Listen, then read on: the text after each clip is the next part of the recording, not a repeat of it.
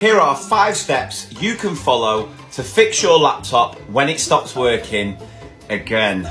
Step 1, communicate with the device. Right, now listen, I can't be having this today. I'm up to here. I need you to sort yourself out and get working, all right? Step 2, tap a key. And if that doesn't work, tap it again. And progressively keep tapping it harder and harder and harder.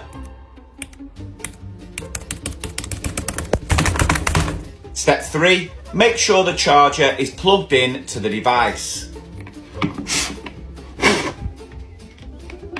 Step 4, take a break to stop you from having a breakdown.